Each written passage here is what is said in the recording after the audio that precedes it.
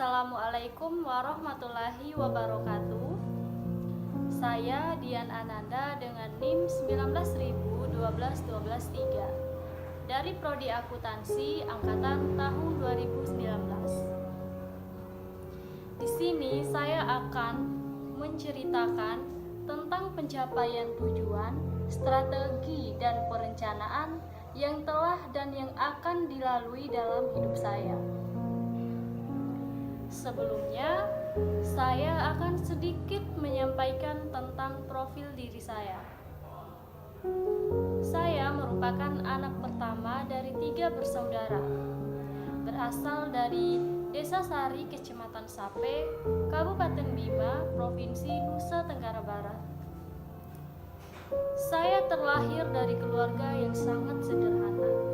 Ayah saya mempunyai mata pencaharian sebagai seorang petani, sedangkan ibu hanyalah seorang ibu rumah tangga biasa. Waktu saya duduk di kelas 5 SD, ibu pergi ke luar negeri untuk menjadi seorang TKW, dan saya pun kurang paham dengan keputusannya waktu itu. Tapi yang jelas, keluarga kami sangatlah harmonis. Bahkan, saya hampir tidak pernah melihat kedua orang tua saya bertengkar. Mungkin ada hal yang tidak seharusnya kami ketahui, kenapa alasan ibu saya menjadi seorang TKW. 2 tahun lamanya kami sekeluarga tinggal tanpa adanya seorang ibu, dan tidak ada kehidupan yang baik-baik saja tanpa adanya dampingan dari seorang ibu. Tetapi selama 2 tahun tersebut, ada banyak sekali hal yang bisa saya ambil sebagai pelajaran. Suka dan duka tentunya tetap ada dan harus kami hadapi dengan ikhlas. Singkat cerita, saya duduk di kelas 11. Singkat cerita, saya telah duduk di bangku kelas 11. Dan pada saat itu, saya mempunyai keinginan untuk melanjutkan pendidikan di bangku kuliah. Kemudian, hal tersebut saya diskusikan dengan kedua orang tua saya. Tapi ayah saya tidak menyanggupinya, karena memang penghasilan ayah saya tidak tetap. Dan kami hanya mempunyai sepetak sawah yang hanya cukup untuk kehidupan kami sehari-hari. Begitupun dengan ibu, beliau merasa tidak sanggup,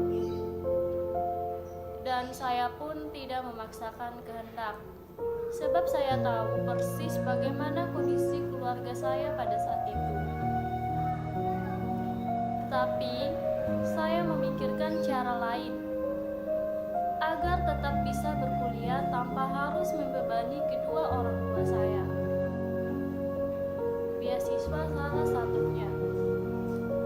Saya mencari tahu dan terus menggali informasi tentang beasiswa dari senior-senior yang ada di kampung, baik yang sedang berkuliah maupun yang sudah menjadi alumni.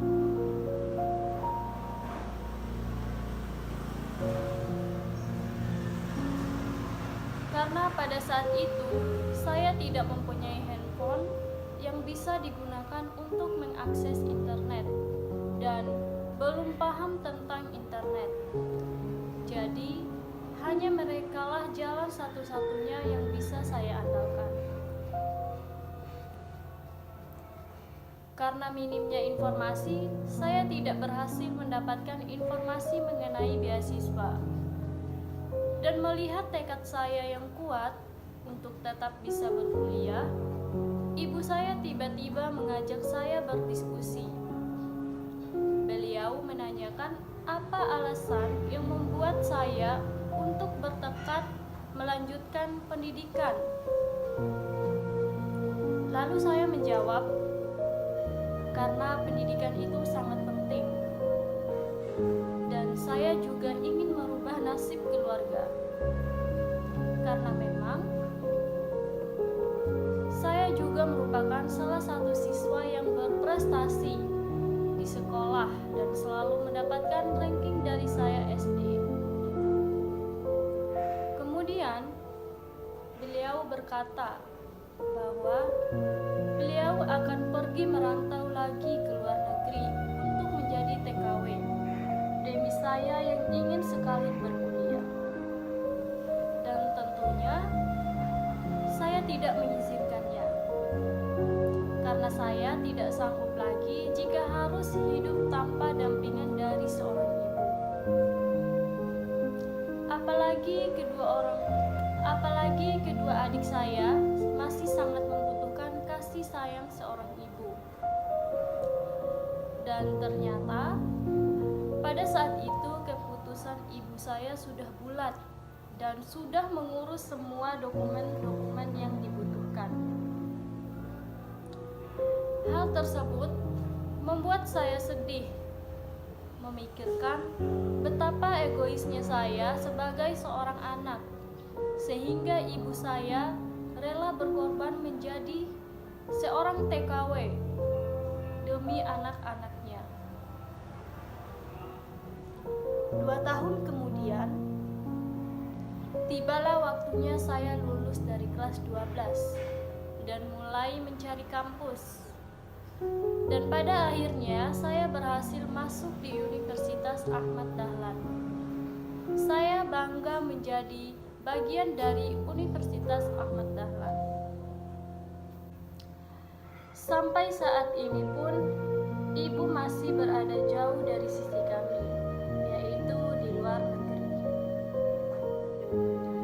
Dari cerita di atas dapat saya simpulkan bahwa pencapaian tujuan dalam hidup saya yaitu bisa melanjutkan pendidikan di bangku kuliah.